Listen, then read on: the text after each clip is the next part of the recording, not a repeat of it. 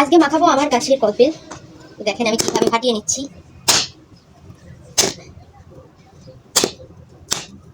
হ্যাঁ, ঘেরান তো বেরোচ্ছে পাক্কা পাক্কা। এই যে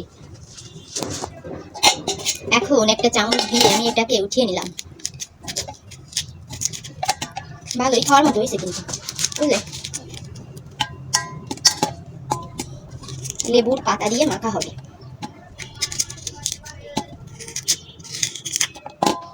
এভাবে চামচের সাহায্যে ছাড়িয়ে নিলে কিন্তু সুবিধা মনে হয়। আগেও মাখিয়েছি কিন্তু দেখানো হয়নি বন্ধুরা, সময় পাইনি, এই জন্য অনেকদিন ধরে মাখাবো, যে কয়দিন মাখাবো সেই কয়দিনই ভিডিও দিব বন্ধুরা। কে কে খেতে ভালোবাসেন? এদিকে এই ফলটা শীতকালে ছাড়া কিন্তু থাকে না, পাওয়া যায় না। এটা তো আমাদের গাছের। এদিকে সর্দি কাশি হয়, এটা কিন্তু চিনি দিয়ে মাখাবো, তাহলে আর কোনো কিছু হবে না। চিনি ছাড়া মাখা খেলে কিন্তু সর্দি জ্বর হতে পারে।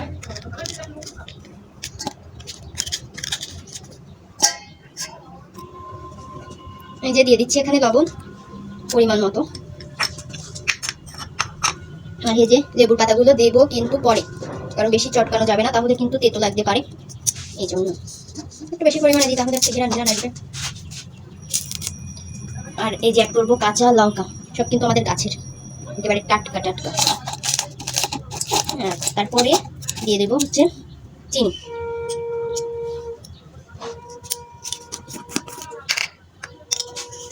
একটু বেশি চিনি দেবো, তা না হলে কিন্তু টক টক লাগতে পারে। ভালোভাবে একটু মাখিয়ে নেবো।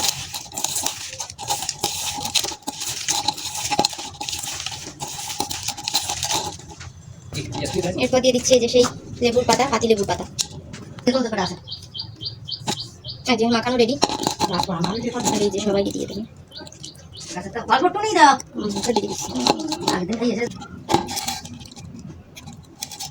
সেই স্বাদ।